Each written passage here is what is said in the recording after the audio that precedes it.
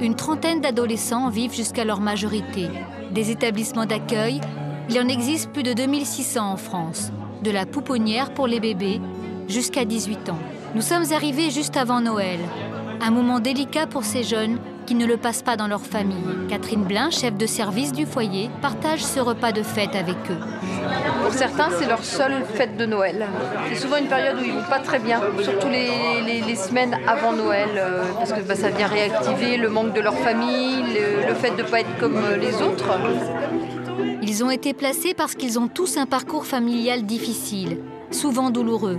Maltraitance, carence éducative, conflits entre parents, maladie mentale ou physique d'un père ou d'une mère, ces adolescents qui n'ont pas vraiment eu d'enfance tiennent au rituel des cadeaux, distribués ce soir-là par le directeur et une éducatrice. Il y a des moments qui sont parfois plus tendus à Noël ou entre-temps, mais à Noël, ça peut être plus compliqué parfois. Est-ce que tout remonte? Oui, parce qu'il y a des émotions qui remontent. On a eu des soirées de Noël parfois plus compliquées que ça.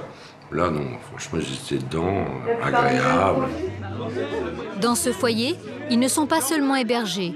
Les éducateurs les aident dans leur scolarité ou leur formation professionnelle. Il faut leur apprendre à devenir autonomes. Comme vous avez été très sage et qu'on a passé une excellente soirée, vous allez avoir droit à vos cadeaux de Noël. Marine! Drôlement gâtée, dis donc. Ah bah mais t'es sage, toi. Marine, bientôt 18 ans. Elle est là depuis 2 ans. C'est une bonne soirée. On n'a jamais l'occasion d'entendre ces jeunes s'exprimer sur la manière dont ils vivent ce placement. Ce foyer nous a permis de les approcher. Marine. Salut Sophie. Mais cette fois dans son quotidien. Elle a trouvé un job dans un fast-food.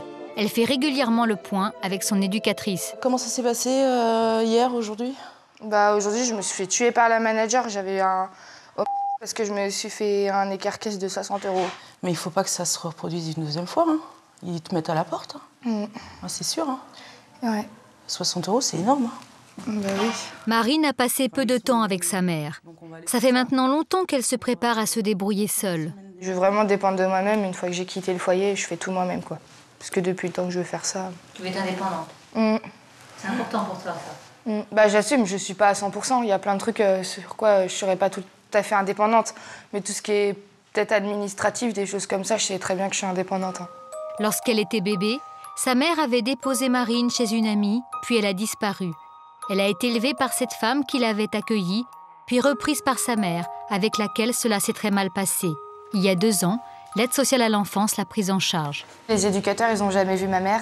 Pareil pour les chefs de service. Personne n'a déjà vu ma mère depuis 2 ans que je suis au foyer, en fait.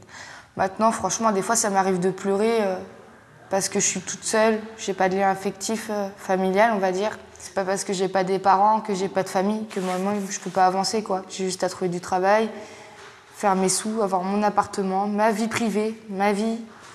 Parce que moi, je veux vraiment faire de mon mieux pour que ça se passe pas du tout comme moi j'ai vécu, en fait. Que ça se passe vraiment comme une famille simple. Je vais pas dire une famille normale, je veux juste dire le mot famille simple. Un parent, une mère, même si le père il sera plus là, au moins des enfants heureux qui seront fiers de dire je t'aime maman, parce que moi jamais de la vie je dirais je t'aime à ma mère parce qu'elle me l'a jamais dit, quoi. Moi elle m'a juste craché un molar en plein dans la gueule et en me disant t'aurais dû crever à la naissance. Donc voilà, quoi.